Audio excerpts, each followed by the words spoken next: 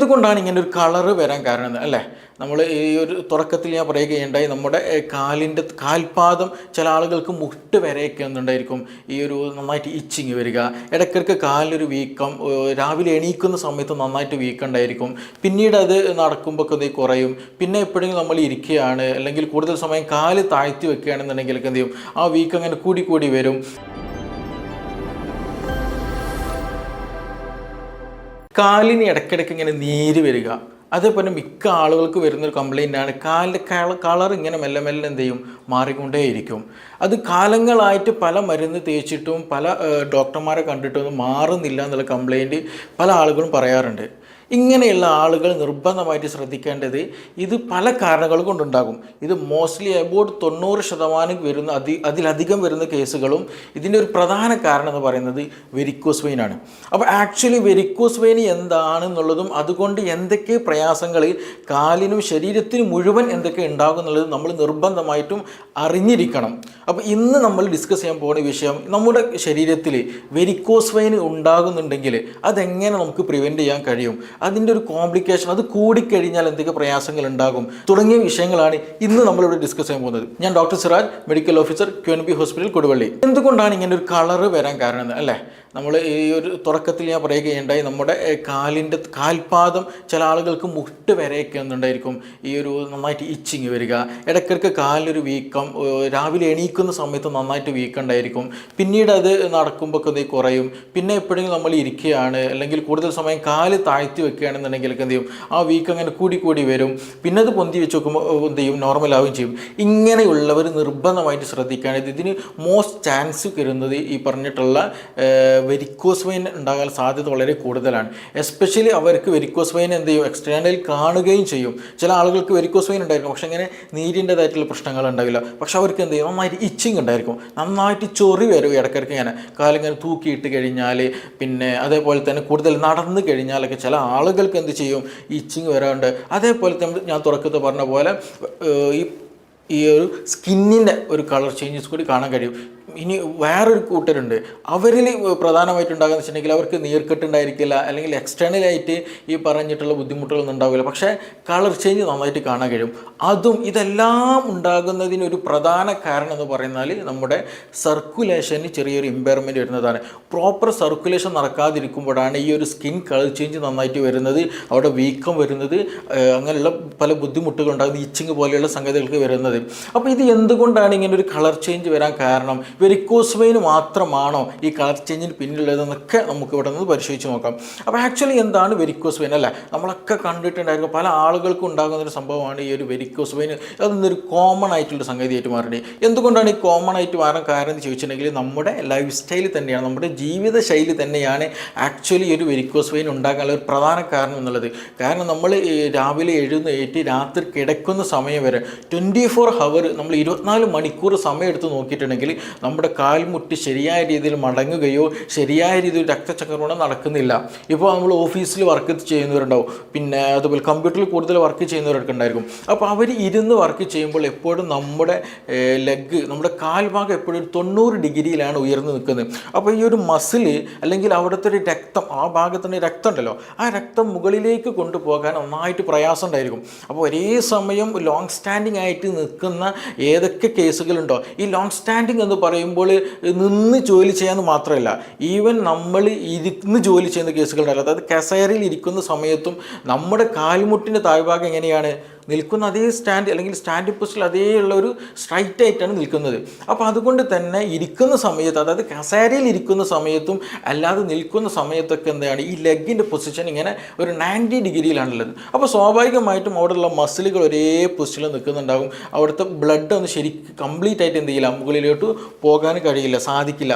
അപ്പോൾ അങ്ങനെ വരുമ്പോൾ സർക്കുലേഷൻ ഇമ്പയർമെൻറ്റ് വരും. അപ്പോൾ നമ്മളൊക്കെ മനസ്സിലാക്കാനുണ്ട്, ഈ ഒരു വാൽവ് ഉണ്ട്, ഈ ഒരു വെയിൻസ്, അതായത് രക്തം കൊണ്ടുപോകുന്ന രക്തക്കുഴലുകൾ കാലുകളിൽ ചെറിയ വാൽവുകളുണ്ട്. ഈ വാൽവാണ് നമ്മുടെ കാലിൻ്റെ അല്ലെങ്കിൽ കാൽഭാഗത്തുള്ള രക്തം മുകളിലോട്ട് കൊണ്ടുപോകാൻ ഹെൽപ്പ് ചെയ്യുന്നത്. അപ്പോൾ നമ്മൾ ഇത് നേരത്തെ പറഞ്ഞതുപോലെ കൂടുതൽ സമയം നിൽക്കുകയാണ്, എസ്പെഷ്യലി സെക്യൂരിറ്റിയിലുള്ളവർ, അതേപോലെ പോലീസിലുള്ളവർ, അതേപോലെ മറ്റു നിന്ന് വർക്ക് ചെയ്യുന്ന ആളുകൾ ആരൊക്കെയുണ്ടോ അവരൊക്കെ അനുഭവിക്കുന്നൊരു സംഗതിയാണിത്. അപ്പോൾ ഇങ്ങനെ കൂടുതൽ നേരം നിൽക്കുമ്പോൾ സ്വാഭാവികമായിട്ടും എന്തുണ്ടാകും, ഈ പറഞ്ഞ വാൽവുകൾക്ക് മുകളിലോട്ട് ബ്ലഡ് കൊണ്ടുപോകാൻ കഴിയില്ല. താഴോട്ട് ഗ്രാവിറ്റേഷണൽ ഫോഴ്സ് ഉണ്ടായിരിക്കും, പിന്നെ അങ്ങനെ പലതും ഉണ്ടായിരിക്കും. പക്ഷെ അപ്പോൾ അതിനൊക്കെ ഓവർകം ചെയ്തിട്ട് എന്ത് ചെയ്യണം, ഈ പറഞ്ഞ നമ്മുടെ വെയിൻസിന് അല്ലെങ്കിൽ വെസൽസിന് ബ്ലഡ് മുകളിലോട്ട് കൊണ്ടുപോകണം. അപ്പോൾ ശരിയായ രീതിയിൽ ഇത് കണ്ടിന്യൂ ആയിട്ട് നമ്മൾ നിൽക്കുകയാണെന്നുണ്ടെങ്കിൽ പറയാലോ ഫുൾ ടൈം നിർത്തായിരിക്കും, അല്ലെങ്കിൽ 3, 4, 5 മണിക്കൂർ കണ്ടിന്യൂ ആയിട്ട് നിൽക്കുന്ന ആളായിരിക്കും. എസ്പെഷ്യലി ഹോട്ടൽ ജീവനക്കാരുണ്ട്, അവർ കൂടുതൽ സമയം ഒരു 90-90% അവർ വർക്ക് ടൈമിൽ എന്താണ് ഫുൾ ടൈം നിർത്താണ്. അപ്പോൾ അങ്ങനെയൊക്കെ വരുന്ന സമയത്ത് ഇത് ഏറ്റവും കൂടുതൽ ബാധിക്കൽ നമ്മുടെ കാഫ് മസിൽസിൽ, അവിടെയുള്ള സർക്കുലേഷൻ, അവിടെയുള്ള വെസലാണ്. അപ്പോൾ ചുരുക്കി പറഞ്ഞാൽ ഈ ബ്ലഡ് എന്ത് ചെയ്യില്ല, കാലിന് ചുവടെയുള്ള ഈ ബ്ലഡ് മുകളിലോട്ട് പോവില്ല. അങ്ങനെ വരുമ്പോൾ സ്വാഭാവികമായിട്ടും അതിൻ്റെ വാൽവ് വീക്കായിട്ട് വരും. അങ്ങനെ ഒരു വീക്ക്നെസ് വന്നു കഴിഞ്ഞാൽ അവിടെ എന്ത് ചെയ്യും, അവിടെ ഇങ്ങനെ മെല്ലെ മെല്ലെ അതിൻ്റെ സൈഡിലായിട്ട് ബ്ലഡ് ഇങ്ങനെ ലോഡ് ചെയ്ത് വന്നിട്ട് മെല്ലെ മെല്ലെ എന്ത് ചെയ്യും, അതിൻ്റെ ഇലാസ്റ്റിസിറ്റി കൂടും. ഈ ഒരു ബ്ലഡ് വെസൽക്ക് ഒരുപാട് ഇലാസ്റ്റിസിറ്റി ഇല്ലാതെ, കാരണം ബ്ലഡ് പമ്പ് ചെയ്യുമ്പോൾ അതിങ്ങനെ വികസിച്ചിട്ട് വരും. അപ്പോൾ കൂടുതൽ സമയം ബ്ലഡ് അവിടെ ഇങ്ങനെ അക്യുമുലേറ്റ് ചെയ്യുമ്പോൾ എന്ത് ചെയ്യും, ബ്ലഡ് ഇങ്ങനെ അല്ലെങ്കിൽ രക്തക്കുഴൽ ഇങ്ങനെ വളഞ്ഞ് സിഗ്സാഗ് ആയിട്ട് അങ്ങോട്ട് കെട്ടിപ്പിണഞ്ഞിട്ട് ഇങ്ങനെ കിടക്കുന്നത് നമുക്ക് കാണാൻ കഴിയും. അതാണ് ആക്ച്വലി ഈ പറഞ്ഞിട്ടുള്ള വെരിക്കോസ് വെയിൻ എന്ന് പറഞ്ഞത്. ഇനി ചില ആളുകൾക്കുണ്ട്, അവരുടെ ശരിയായ രീതിയിൽ കെട്ടിപ്പിഴഞ്ഞതൊന്നും കാണില്ല, പക്ഷേ എന്തുണ്ടായിരിക്കും, ഒരു ബ്ലൂയിഷ് കളറായിട്ട് അല്ലെങ്കിൽ ഒരു എന്താ പറയുക റെഡിഷ് നാച്ചുറൽ കളറൊക്കെ ആയിട്ട് എന്ത് ചെയ്യും, രക്തക്കുഴൽ ഇങ്ങനെ തടിച്ചതായിട്ട് കാണാൻ കഴിയും. കൂടുതലായിട്ട് കെട്ടിപ്പിണരോ വീർത്ത് നിൽക്കുക അങ്ങനെ ഒന്നും ഉണ്ടായിരിക്കില്ല, പക്ഷേ ഇങ്ങനെയുള്ള ഒരു സ്ട്രക്ചർ കാണാൻ കഴിയും. കൂടുതലും കാണുക ഒരു 40 വയസ്സ് കഴിഞ്ഞ ആളുകൾക്ക്, എസ്പെഷ്യലി സ്ത്രീകൾക്ക് കോമൺ ആണ് ഈ ഒരു വിഷയം. അതെവിടെ കാണുമെന്ന് ചോദിച്ചിട്ടുണ്ടെങ്കിൽ നമ്മുടെ മുട്ടിൻ്റെ ബാക്ക് സൈഡിലായിട്ട് ഇങ്ങനെ ഒരു സ്ട്രക്ചർ കാണാൻ കഴിയും. അവർക്ക് നന്നായിട്ട് കാൽമുട്ട് വേദന ഉണ്ടായിരിക്കും, നടക്കാൻ പ്രയാസം ഉണ്ടായിരിക്കും, എസ്പെഷ്യലി ഈ ഒരു തൈ മസിൽ അല്ലെങ്കിൽ മുട്ടിൻ്റെ ഒരു ഭാഗത്തുള്ള മസിൽസിന് നന്നായിട്ട് നീർക്കെട്ടുണ്ടാക്കും. ഇങ്ങനെ ഒരു സ്ട്രക്ചർ ഉള്ള ആളുകൾ അല്ലെങ്കിൽ വെരിക്കോസ് വെയിൻ്റെ തുടക്കമാണ് ആക്ച്വലി അത്. അപ്പോൾ അങ്ങനെ ഒരു വെരിക്കോസ് വെയിൻ്റെ തുടക്കം ആ ഭാഗങ്ങളിലുള്ളവർക്ക് ഈ പറഞ്ഞതുപോലെ സ്റ്റെപ്പ് ഇറങ്ങാൻ നന്നായിട്ട് പ്രയാസം ഉണ്ടായിരിക്കും. കയറാൻ വല്ലാത്ത പ്രയാസം ഉണ്ടായിരിക്കും, ബുദ്ധിമുട്ടുണ്ടായിരിക്കും, പക്ഷേ കൂടുതൽ എന്തായിരിക്കും, ഇറങ്ങാനായിരിക്കും പ്രയാസം ഉണ്ടാവില്ല. കാരണം ഇറങ്ങുന്ന സമയത്ത് നമ്മുടെ ഒരു നീ ഭാഗത്തുള്ള മസിൽസ് ഒന്നും കൂടെ ഒരു ബ്രേക്കിംഗ് ആക്ഷൻ ആണല്ലോ. നമ്മളൊരു സ്റ്റെപ്പിൽ നിന്ന് താഴോട്ട് ഇറങ്ങുമ്പോൾ എന്താണ് വീഴാതിരിക്കാൻ നമ്മൾ സ്വാഭാവികമായിട്ട് ഒരു ബ്രേക്കിംഗ് ആക്ഷനിലാണ് നമ്മൾ ഇറങ്ങൽ. അപ്പോൾ ആ ഒരു ബ്രേക്കിംഗ് ആക്ഷൻ അവിടെ വരുമ്പോൾ സ്വാഭാവികമായിട്ടും അവിടെയുള്ള ടെൻഡൺ, ഈ ലിഗമെൻറ്റ്സ്, മസിലൊക്കെ ഒന്ന് വലിയും, ഒരു സ്ട്രെങ്ത് ഉണ്ടായിരിക്കും. അപ്പോൾ അങ്ങനെ വരുമ്പോൾ അവിടെ മസിൽസിനും അവിടെയൊക്കെ സർക്കുലേഷൻ ഒന്നുകൂടെ ഒന്ന് പ്രോപ്പറാവും നോക്കും. അങ്ങനെയുള്ള പിന്നെ അവിടെ നീർക്കെട്ടുകൾക്ക് ഒന്ന് ഇളകാൻ നോക്കും. അവിടെ ചെറിയൊരു ഇൻഫ്ലമേഷനൊക്കെ ഉണ്ടായിരുന്നത് അതൊക്കെ ഒന്ന് എന്ത് ചെയ്യും, ഒരു ആക്റ്റീവ്നെസ് അവിടെ ഉണ്ടായിരിക്കും. അപ്പോൾ അത് കാരണമായിട്ട് എന്ത് ചെയ്യും, നന്നായിട്ട് അവിടെ പെയിൻഫുൾ ആയിരിക്കും അവർക്ക് ഉണ്ടാകും. അപ്പോൾ അതുകൊണ്ട് തന്നെ ഇവർ പിന്നെയും എന്ത് ചെയ്യും, നടക്കാൻ ബുദ്ധിമുട്ടുണ്ടാവുന്നുണ്ട്, പിന്നെ തീരെ നടക്കില്ല. അപ്പോൾ ഈ പ്രശ്നമാര് സർക്കുലേഷൻ നന്നായിട്ട് കുറയും. പിന്നെ അതേപോലെ സെഡൻറ്ററി ലൈഫ് സ്റ്റൈലിലൂടെ അല്ലെങ്കിൽ തീരെ നടക്കാതെ ഓസ്റ്റിയോ ആർത്രൈറ്റിസ് ഉണ്ടാകുന്ന കേസുകളുണ്ട്. അപ്പോൾ ഇങ്ങനെ ഒരു വെരിക്കോസ് വെയിന് ഈ പറഞ്ഞ കാൽമുട്ടിൻ്റെ വേഗത്തായിട്ട് കൂടുതൽ ആളുകൾ കാണുന്നുണ്ടെങ്കിൽ അവർ ഗ്രാജ്വലി അവരിലേക്ക് മുട്ടിലേക്ക് നിന്നുള്ള കാൽസ്യത്തിൻ്റെ അളവ് കുറയും, ഫോസ്ഫറസിൻ്റെ അളവ് കുറയും. അങ്ങനെയുള്ള പല മുട്ടുവേദന റിലേറ്റഡ് ആയിട്ടുള്ള പല അസുഖങ്ങൾ അവർക്കുണ്ടായിരിക്കും. ആക്ച്വലി ഞാൻ വീണ്ടും പറയുകയാണ്, വെരിക്കോസ് വെയിൻ്റെ തുടക്കം അല്ലെങ്കിൽ വെരിക്കോസ് വെയിൻ കാൽമുട്ടിൻ്റെ ഒരു ഭാഗത്തുള്ളവർക്കാണ് കൂടുതലായിട്ട് ഉണ്ടാകാറുള്ളത്. ഇനി ഒരു കൂട്ടരുണ്ട്, അവർക്ക് കൂടുതലായിട്ടൊരു പ്രശ്നം എന്ന് വെച്ചിട്ടുണ്ടെങ്കിൽ കാൽപാദത്തിന് അല്ലെങ്കിൽ ഞെരിയാണിയുടെ ഭാഗം ഉണ്ടല്ലോ, ആ ഒരു ഭാഗത്തായിരിക്കും കൂടുതൽ പ്രശ്നം. ഞാൻ തുടക്കത്തിൽ പറഞ്ഞതുപോലെ നല്ല കളർ മാറ്റം, നല്ല ബ്ലാക്കിഷ് ആയിട്ടുള്ള കളർ ഉണ്ടായിരിക്കും. അത് വെരിക്കോസ് വെയിൻ്റെ കാരണം കൊണ്ട് മാത്രമല്ല, 2 കാരണം കൊണ്ട് എന്ത് ചെയ്യും, ഈ കളർ മാറ്റം ഉണ്ടാകും. സർക്കുലേഷൻ ഇമ്പയർമെൻ്റ് കൊണ്ട് ഉണ്ടാകുന്നതാണ്, പക്ഷേ 2 റീസണുകളുണ്ട് പ്രധാനമായിട്ടും. ഒന്ന് ഈ പറഞ്ഞതുപോലെ വെരിക്കോസ് വെയിൻ കൂടുതൽ ഒരുപാട് കാലമായിട്ട് വെരിക്കോസ് വെയിൻ ഉണ്ട്, ഡോക്ടറൊന്നും കാണിച്ചിട്ടില്ല, വേറെ ട്രീറ്റ്മെൻ്റ് ഒന്നും എടുത്തിട്ടില്ല, അതിങ്ങനെ കൊണ്ട് നടന്ന് ഇടയ്ക്കൊരു ഇച്ചിങ്ങൊക്കെ ഉണ്ടായിരിക്കും, ഇടയ്ക്കൊരു നീര് വരും, പിന്നെ അതങ്ങോട്ട് പോകും. പക്ഷേ ഇതെന്ത് ചെയ്യും, ഈ സർക്കുലേഷൻ അതായത് നമ്മുടെ ഏറ്റവും പുറമേയുള്ള സർക്കുലേഷൻ ഉണ്ട്, അതായത് വലിയ രക്തക്കുഴലിൽ നിന്ന് ചെറിയ രക്തക്കുഴലിലേക്ക് പോകും, പിന്നെ ഇതിന് വേറെ അങ്ങനെ ഏറ്റവും മൈന്യൂട്ടായ കാപ്പില്ലറീസ് എന്ന് പറയുന്ന ചെറിയ മില്ലിമീറ്റർ സൈസുകൾ വരുന്ന ചെറിയ കുഴലുകളുണ്ട്. അപ്പോൾ നമ്മൾ ഈ എന്ത് ചെയ്യും, സർക്കുലേഷൻ അവിടെയൊക്കെ ബ്ലോക്കഡ് ആയി പോകും. ഈ വെരിക്കോസ് വെയിൻ കൂടുതൽ കാലം നമ്മുടെ രക്തം ശരിയായ രീതിയിൽ കാലിൽ നിന്ന് മുകളിലോട്ട് പോകാതിരിക്കുമ്പോൾ ഈ രക്തം അവിടെ ലോഡായിട്ട് എന്ത് ചെയ്യും, ഈ ചെറിയ കാപ്പില്ലറീസ് ചെറിയ കുഴലുകളിലൊക്കെ നമ്മുടെ കണ്ണുകൊണ്ടൊന്നും കാണാൻ കഴിയില്ല. അപ്പോൾ അവിടെയൊക്കെ എന്ത് ചെയ്യും, ഈ രക്തം ലോഡായി കഴിഞ്ഞിട്ട് ഒരു സർക്കുലേഷൻ പ്രോപ്പറായി നടക്കില്ല. അങ്ങനെ വരുമ്പോൾ ഗ്രാജ്വലി അവിടെയുള്ള കളേഴ്സൊക്കെ അല്ലെങ്കിൽ ആ സ്കിന്നിൻ്റെ കളറൊക്കെ മാറി തുടങ്ങും, ചെറിയ ചൊറിയും കാര്യങ്ങളൊക്കെ ഉണ്ടായിരിക്കും. രണ്ടാമത് ഇതേ ഒരു കേസ് വരുന്ന ഒരാളെന്ന് വെച്ചിട്ടുണ്ടെങ്കിൽ ഒന്ന് ഡയബറ്റിക് കേസിലാണ്. അതായത് ക്രോണിക് ആയിട്ട് നല്ല ഈ പറഞ്ഞ ഡയബറ്റിക്കിൻ്റെ കേസാണെങ്കിൽ പ്രമേഹമുണ്ട്, കൂടുതലായിട്ട് മെഡിസിനൊക്കെ എടുക്കുന്നുണ്ട്. അങ്ങനെയുള്ളവർക്കും ഇതേ ഒരു എന്താ പറയുക വാസ്കുലാർ ഡിസീസുകൾ കാണാറുണ്ട്. അവരിൽ എന്ത് ചെയ്യും, ഈ ക്രോണിക് ആയിട്ട് കൂടുതൽ കാലം ഈ ഷുഗർ ഉണ്ട് അല്ലെങ്കിൽ കൊളസ്ട്രോൾ ഒക്കെ കൂടിക്കഴിഞ്ഞാൽ ഞാൻ നേരത്തെ പറഞ്ഞ അതേപോലെ തന്നെ എന്ത് ചെയ്യും, ഈ ചെറിയ രക്തക്കുഴലുകളുണ്ട് കാലിൻ്റെ ആ ഒരു ഭാഗത്തുള്ള അതിലൊക്കെ എന്ത് ചെയ്യും, ഇത് വന്ന് അടഞ്ഞിട്ട് ശരിയായ രീതിയിൽ ഒരു ബ്ലഡ് ഫ്ലോ കിട്ടില്ല. അപ്പോഴും ഈ ഒരു ഡിസ്കളറേഷന് നന്നായിട്ടുണ്ടാകും, ഇച്ചിങ് ഒക്കെ നന്നായിട്ട് വരും. അപ്പോൾ അവർക്കാണിത് കൂടുതലായിട്ട് ഇങ്ങനെയുള്ളുണ്ടാവും. അപ്പോൾ രണ്ട് കാരണങ്ങളുണ്ട്. ഒന്ന് വെരിക്കോസ് വെയിൻ കൊണ്ട് വരും, രണ്ടാമത് ഈ പറഞ്ഞതുപോലെ ഡയബറ്റിക് പേഷ്യൻസിൽ വരും. അപ്പോൾ ചില ആളുകളും മിക്ക ആളുകളും ഇതിൽ പ്രധാനപ്പെട്ട ഒരു പോയിന്റ് എന്ന് വെച്ചിട്ടുണ്ടെങ്കിൽ മിക്ക ആളുകളും ഇതൊരു എന്താ പറയുക ഒരു മൈന്യൂട്ടായിട്ട് അല്ലെങ്കിൽ ഒരു നെഗ്ലക്റ്റ് ചെയ്തെന്ന ഒരു കേസായിട്ട് പലപ്പോഴും കാണാറുണ്ട്. പക്ഷെ അവർ നിർബന്ധമായിട്ട് ശ്രദ്ധിക്കണം. കാരണം ഇതൊരു അടയാളമാണ് ആക്ച്വലി. കാരണം ഈ സർക്കുലേഷനിൽ ചെറിയ ബ്ലോക്കുകളൊക്കെ വരുന്നുണ്ട് കേട്ടോ എന്ന് ശരീരം കാണിക്കുന്ന ഒരു അടയാളമായിട്ട് തന്നെ നമ്മൾ എടുക്കണം. ഇല്ല എങ്കിൽ ഗ്രാജ്വലി എന്ത് ചെയ്യും, നമുക്ക് എന്തെങ്കിലുമൊക്കെ മുറിവ് വന്നു കഴിഞ്ഞാൽ ആ മുറിവ് ഉണങ്ങാൻ വളരെയധികം പ്രയാസം ഉണ്ടായിരിക്കും. ഈ വെരിക്കോസ് അൾസർ ആക്ച്വലി അങ്ങനെ ഉണ്ടാകുന്നത്. അപ്പോൾ എന്ത് ചെയ്യും, നമ്മുടെ ചെറിയ രക്തക്കുഴൽ അടഞ്ഞതുപോലെ വലിയ രക്തക്കുഴൽ അടയാൻ തുടങ്ങും, ശരിയായ സർക്കുലേഷൻ ഉണ്ടായിരിക്കില്ല, നന്നായിട്ട് കാലൊക്കെ കറുത്ത് നീര് വെച്ചിട്ട് വീർത്ത് വരും. അങ്ങനെ എന്ത് ചെയ്യും, അതിൻ്റെ കൂടെ ഷുഗറും കൂടെ ഉണ്ടെന്നുണ്ടെങ്കിൽ ഇത് പെട്ടെന്ന് ഇൻഫ്ലമേഷൻസ് അല്ലെങ്കിൽ ഇൻഫെക്ഷൻസ് ഒക്കെ വരും. കാരണം നമ്മൾ കാല് എപ്പോഴും ഒരു എന്താ പറയുക ഒരു ഹൈജീനിക് ആയിരിക്കണം എന്നുണ്ടായിരിക്കില്ല. എന്തെങ്കിലും തട്ടുകയോ ചെറിയ മുറിവൊക്കെ സംഭവിക്കുമ്പോൾ തന്നെ എന്ത് ചെയ്യും, അവിടെ ബ്ലീഡിങ് വരും. ബ്ലീഡിങ് ഉണ്ട് കഴിഞ്ഞാൽ സ്വാഭാവികമായിട്ടൊരു ഇൻഫെക്ഷൻ വരും. പക്ഷേ എവിടെ ബോഡിയിൽ ഇൻഫെക്ഷൻ വന്നാലും എന്ത് ചെയ്യും, നമ്മുടെ രക്തം അവിടെ എത്തിയിട്ട് അവിടെ ബ്ലോക്ക് രക്തം ബ്ലീഡിങ് നിർത്തിയിട്ട് അവിടെ മറ്റേ ആൻറ്റി ഇൻഫ്ലമേറ്ററി ആക്ഷൻസ് ഒക്കെ ഉണ്ടാക്കി എന്ത് ചെയ്യും, അത് ഹീലിംഗ് ഒരു പ്രോസസ്സ് അവിടെ നടന്നുകൊണ്ടിരിക്കും. പക്ഷേ വെരിക്കോസ് വെയിൻ ക്രോണിക് ആയിട്ടുള്ള ആളുകൾ അല്ലെങ്കിൽ ഡയബറ്റിക് ക്രോണിക് ആയിട്ടുള്ള ആളുകൾക്ക് എന്താ സംഭവിക്കുകയെന്ന് വെച്ചാൽ ഈ ഒരു സർക്കുലേഷൻ നേരത്തെ പറഞ്ഞല്ലോ, ആ സർക്കുലേഷൻ ബ്ലോക്ക് ആയതുകൊണ്ട് തന്നെ എന്ത് ചെയ്യുന്നില്ല, ബ്ലഡ് അവിടേക്ക് എത്തുന്നില്ല. അപ്പോൾ എന്തെങ്കിലും ഒരു ചെറിയൊരു മുറിപ്പാട് മാത്രം മതി, അവിടെ എന്തുണ്ടായിരിക്കും ഇൻഫ്ലമേഷൻ, പെട്ടെന്ന് ബാക്ടീരിയാസ് എന്ത് ചെയ്യും അതിലേക്ക് എൻട്രി ചെയ്യും. അപ്പോൾ അവിടെ ഒരു ഹീലിംഗ് പ്രോസസ്സിലേക്ക് വേണ്ടിയിട്ടുള്ള പുതിയൊരു എന്താ പറയുക നല്ല ആക്റ്റീവായിട്ടുള്ള ബ്ലഡ് അവിടേക്ക് എത്തില്ല, അല്ലെങ്കിൽ നല്ലൊരു സർക്കുലേഷൻ അവിടേക്ക് എത്തില്ല.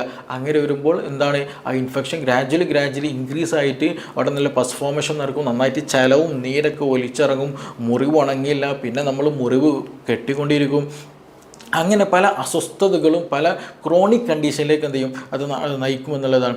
അവിടെയാണ് ആക്ച്വലി നമ്മൾ പലപ്പോഴും ഈ ഡയബറ്റിക് ഫുട്ട് അൾസർ എന്നുള്ളൊരു കണ്ടീഷനൊക്കെ ക്രോണിക്കാണ് വരുന്നത്. കാരണം അവർക്ക് ഹീലിംഗ് പ്രോസസ്സ് വളരെ കുറവായിരിക്കും, സർക്കുലേഷൻ വളരെ കുറഞ്ഞത് കൊണ്ടാണ് അങ്ങനെ നടക്കാനുള്ളൊരു പ്രധാന കാരണം. അപ്പോൾ വെരിക്കോസ് വെയിൻ വന്നാലും അല്ലെങ്കിൽ ഈ പറഞ്ഞതുപോലെ ബുദ്ധിമുട്ടുകളൊക്കെ വന്നാൽ നമ്മൾ നിർബന്ധമായിട്ട് ശ്രദ്ധിക്കേണ്ടത് ഇതിനൊരിക്കലും നെഗ്ലക്റ്റ് ചെയ്യരുത്, ഇതിനെ മാറ്റി വെക്കരുത്. കാരണം എൻ്റെ കാലിന് ചെറിയൊരു ഇതൊക്കെ ഉണ്ട് അല്ലെങ്കിൽ കളർ ചേഞ്ച് ഒക്കെ ഉണ്ട് എന്നുള്ള രീതിയിൽ പൂർണ്ണമായിട്ട് എന്ത് ചെയ്യരുത്, മാറ്റി വെക്കരുത്. അതിന് പ്രതിവിധി വേണ്ടിയിട്ട് എന്തൊക്കെ നമുക്ക് ചെയ്യാൻ കഴിയുമോ അതൊക്കെ നമ്മൾ ചെയ്യണം. അത് വളരെ ഇമ്പോർട്ടൻ്റ്. ഇല്ലെങ്കിൽ നമ്മൾ സുപ്രഭാതത്തിലായിരിക്കും പെട്ടെന്ന് ഇങ്ങനെ മുറിവെന്തോ ഉണങ്ങുന്നില്ല, അല്ലെങ്കിൽ ഒരു സെൻസേഷനൊക്കെ ഒരു തരിപ്പ് പോലെ തോന്നുക, അല്ലെങ്കിൽ എന്തോ ഒരു ബുദ്ധിമുട്ട് തോന്നുക. അങ്ങനെ ഡോക്ടറെ പോയി കാണിക്കും, മറ്റു ഡോപ്ലർ ടെസ്റ്റുകളും മറ്റു ടെസ്റ്റുകളൊക്കെ ചെയ്ത് നോക്കും. അപ്പോൾ നോക്കുമ്പോൾ പല ബ്ലോക്കുകൾ ഉണ്ടായിരിക്കും. ചിലപ്പോൾ ത്രോംബോസിസ് എന്നൊരു സംഗതി ഉണ്ട്, അതായത് രക്തക്കുഴലുകളിൽ ചെറിയ രൂപത്തിലുള്ള എന്ത് ചെയ്യും രക്തം കട്ട പിടിച്ച് കട്ടായിട്ട് എന്ത് ചെയ്യും ഇങ്ങനെ ബ്ലോക്കഡ് ആയിട്ടുണ്ടായിരിക്കും. ഡീപ്പ് വെയിൻ ത്രോംബോസിസ് എന്നൊരു DVT എന്ന് പറയും. അപ്പോൾ അതൊന്നും നമുക്ക് കണ്ണുകൊണ്ട് ഒരിക്കലും കാണാനോ ഇല്ലെങ്കിൽ മനസ്സിലാക്കാനോ സാധിക്കില്ല. പക്ഷേ അങ്ങനെയുള്ള കണ്ടീഷൻ ഈ DVT പോലെയുള്ള കണ്ടീഷനുകളിലൊക്കെ ഉണ്ടാകുന്നത് അല്ലെങ്കിൽ വെരിക്കോസ് വെയിൻ പോലെയുള്ള കണ്ടീഷനിലൊക്കെ ഉണ്ടാകുന്ന ഒരു പ്രധാന സിംറ്റംസ് പറഞ്ഞതാണ് ഈ പറഞ്ഞ ചൊറി ഇടയ്ക്കിടയ്ക്ക് ഇച്ചിങ് വരിക, കാൽപാദത്തിലൊക്കെ നീർക്കെട്ട് ഉണ്ടാവുക, സ്കിന്നിലൊക്കെ കളർ ചേഞ്ചസ് ഇങ്ങനെ വന്നുകൊണ്ടിരിക്കുക, പിന്നെ ഇടയ്ക്ക് കാൽവേദന പോലെയുള്ള പ്രയാസങ്ങളൊക്കെ ഉണ്ടാകുക എന്നുള്ളത്. അപ്പോൾ ഇത് എന്താണ് കണ്ടീഷൻ എന്നുള്ളത് നിർബന്ധമായിട്ട് നോക്കണം. എസ്പെഷ്യലി DVT ഞാൻ പറഞ്ഞല്ലോ, രക്തക്കുഴലുകളിൽ ചെറിയ രീതിയിലുള്ള എന്താ പറയുക ഈ രക്തം കട്ട പിടിച്ച് നിൽക്കുന്ന കണ്ടീഷനാണ്. അപ്പോൾ അങ്ങനെയുള്ള കേസുകൾ നമ്മൾ വീട്ടിൽ നിന്ന് തന്നെ അറിയാണ്ട് ഒഴിഞ്ഞു പോയി കഴിഞ്ഞാൽ, അതായത് DVTയുടെ കേസിൽ നമ്മൾ എന്ത് ചെയ്യണം, ഒഴിഞ്ഞാൽ എന്ത് ചെയ്യും, ആ ഒരു രക്തം കട്ട പിടിച്ച ഭാഗത്ത് എന്ത് ചെയ്യും അവിടുന്ന് ഡിറ്റാച്ച്ഡ് ആയി പോകും.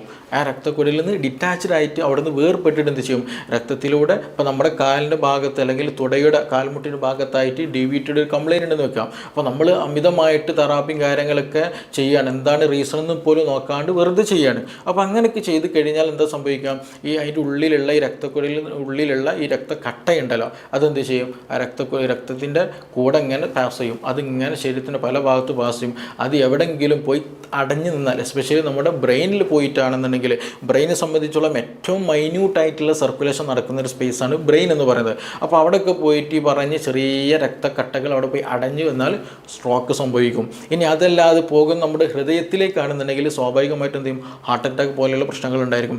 ഒരു പ്രശ്നം ഉണ്ടായിരിക്കില്ല, മറ്റു പല സിംറ്റംസ് ഉണ്ടായിരിക്കില്ല, മറ്റു ബുദ്ധിമുട്ടുകളൊന്നും ഉണ്ടായിരിക്കില്ല. പക്ഷേ നമ്മൾ പോലും അറിയാണ്ട് എന്ത് ചെയ്ത് പോവാണ്, ഇങ്ങനെയുള്ള അസുഖത്തിലേക്ക് പെട്ടെന്ന് എത്തിപ്പോവാണ്. അപ്പോൾ ഇത് പലതും ശരീരം കാണിക്കുന്ന ഓരോ സിഗ്നലുകളായിട്ട് തന്നെ നമ്മൾ എന്ത് ചെയ്യണം, ഇതിനെ സ്വീകരിക്കണം, അതിനെ പരിഗണിക്കണം, അതിന് വേണ്ട രീതിയിലുള്ള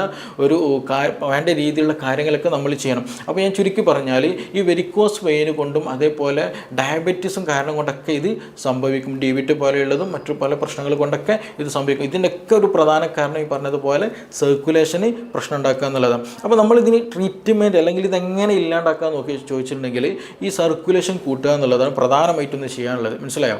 സർക്കുലേഷൻ നന്നായിട്ട് കൂട്ടണം. അതിന് വേണ്ടിയിട്ട് എന്ത് ചെയ്യുക, നമ്മൾ നന്നായിട്ട് എക്സസൈസ് ചെയ്യാൻ ശ്രദ്ധിക്കുക.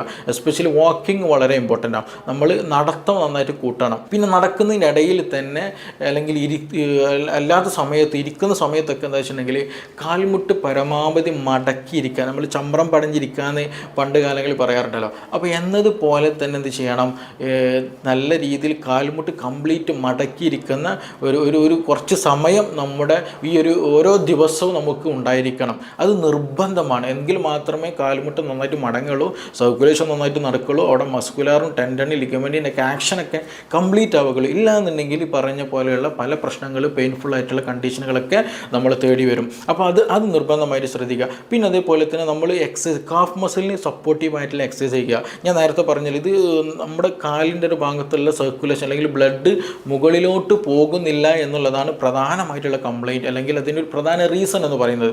അപ്പോൾ നമ്മൾ കൂടുതലായിട്ട് എക്സസൈസ് ചെയ്യുമ്പോൾ അല്ലെങ്കിൽ കാഫ് മസിലിന് കൂടുതൽ എക്സസൈസ് ചെയ്യുമ്പോൾ എന്ത് ചെയ്യും, അവിടെയുള്ള രക്തം സ്ക്യൂസ് ചെയ്യും. അതിങ്ങനെ അമർത്തിയിട്ട് മുകളിലോട്ട് പാസ് ഔട്ട് ചെയ്യാൻ അത് ഹെൽപ്പ് ചെയ്തുകൊണ്ടേയിരിക്കും. അപ്പോൾ നമ്മുടെ എക്സസൈസ് ചെയ്യുമ്പോൾ എന്ത് ചെയ്യുക, കാഫ് മസിലിനൊക്കെ നന്നായിട്ട് എക്സസൈസ് ചെയ്യാൻ ശ്രദ്ധിക്കുക. എസ്പെഷ്യലി നമ്മൾ കൂടുതൽ സമയം നിൽക്കുന്ന സെക്യൂരിറ്റിക്കാർ, ചായക്കടയിൽ നിൽക്കുന്നവർ, പിന്നെ ബസ് കണ്ടക്ടർമാർ, അങ്ങനെയുള്ള നിന്നിട്ട് ഏറ്റവും കൂടുതൽ ജോലി ചെയ്യുന്നവരാണ് പ്രധാനമായിട്ടും ഈ കാര്യങ്ങളൊക്കെ ശ്രദ്ധിക്കേണ്ടത്. അതേപോലെ തന്നെ നമ്മുടെ വീട്ടിലെ സ്ത്രീകൾ, അമ്മമാരൊക്കെ പ്രധാനമായിട്ട് ശ്രദ്ധിക്കേണ്ടത് കണ്ടിന്യൂയായിട്ട് ഒരിക്കലും എന്ത് ചെയ്യരുത്, നിന്ന് ജോലി ചെയ്യരുത്.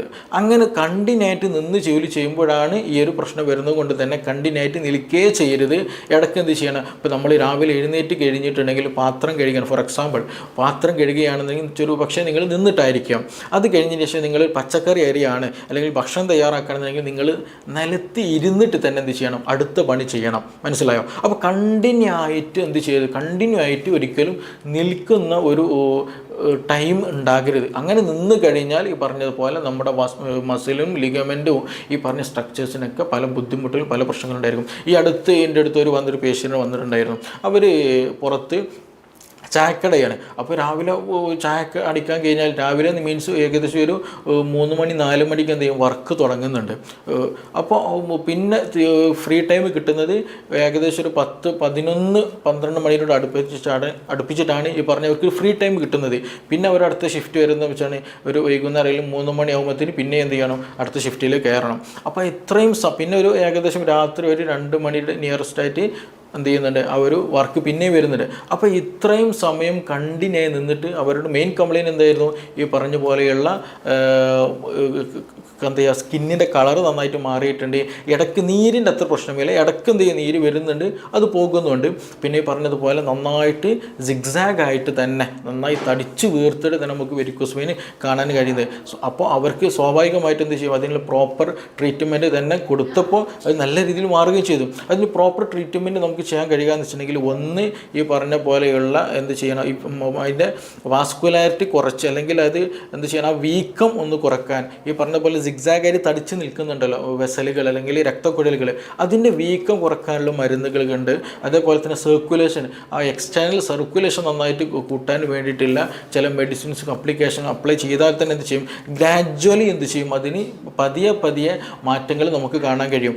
ചിലർക്ക് നല്ല പെയിനൊക്കെ ഉണ്ടെങ്കിൽ അതൊക്കെ പെട്ടെന്ന് തന്നെ മാറുകയും ചെയ്യും. ഈ ഇതിന് പറ്റിയ ഷോക്സുകൾ അവൈലബിൾ ആണ്. ആ ഷോക്സുകളൊക്കെ ഇട്ട് കഴിഞ്ഞാൽ നല്ല കംപ്രഷൻ വരുമ്പോൾ ഇത് പെട്ടെന്ന് മാറുകയും ചെയ്യും. പിന്നെ അതേപോലെ തന്നെ സ്ത്രീകൾ സ്ത്രീകൾക്ക്, യങ് ആയിട്ടുള്ള സ്ത്രീകൾ ശ്രദ്ധിക്കണം. ഒരു വസ്ത്രം ധരിക്കുന്ന സമയത്ത് നന്നായിട്ട് ടൈറ്റ് ഉള്ള അല്ലെങ്കിൽ നന്നായി സ്കിന്നൊക്കെ നന്നായിട്ട് ടൈറ്റായി നിൽക്കുന്ന ഡ്രസ്സുകൾ പരമാവധി ഒഴിവാക്കണം. അങ്ങനെ ടൈറ്റ് ഡ്രസ്സുകൾ ധരിച്ചു കഴിഞ്ഞാൽ നേരത്തെ പറഞ്ഞതുപോലെ സർക്കുലേഷൻ പ്രയാസമായിരിക്കും, ഈ പോലെയുള്ള ബുദ്ധിമുട്ടുണ്ടായിരിക്കും. അതേപോലെ തന്നെയാണ് ഹൈ ഹീലുള്ള ചെരുപ്പുകൾ ഇട്ടാൽ. കൂടുതൽ ഹീലുള്ള ചെരുപ്പുകൾ കൂടുതൽ സമയം ഇടുന്ന ഒരു ശീലം നിങ്ങൾക്കുണ്ടെങ്കിൽ നിർബന്ധമായിട്ടും അത് നിർത്തണം. അത് നിങ്ങളുടെ ബാക്ക് പെയിൻ ഉണ്ടാക്കുന്ന കണ്ടീഷൻ, മറ്റു പല ബുദ്ധിമുട്ടുകളുണ്ടാക്കും, ഡിസ്ക് സംബന്ധമായിട്ടുള്ള പ്രയാസങ്ങൾ ഉണ്ടാക്കും. എന്നതുപോലെ തന്നെയാണ് കാഫ് മസിൽസിനത് കംപ്ലയിൻറ്റ് ഉണ്ടാക്കുന്നത്. വെരിക്കോസ് വെയിൻ പെട്ടെന്ന് വരാൻ അത് എളുപ്പമാക്കി തരും. അപ്പോൾ അതുകൊണ്ട് അങ്ങനെയുള്ള ലൈഫ് സ്റ്റൈലുകൾ ചുറ്റുപാടുകളിൽ നിന്നൊക്കെ മാറിയിട്ട് നമുക്ക് എപ്പോഴും പ്രോപ്പറായിട്ടുള്ള ഒരു ഹെൽത്ത് നമ്മൾ കൊണ്ടുവരാൻ ശ്രദ്ധിക്കണം.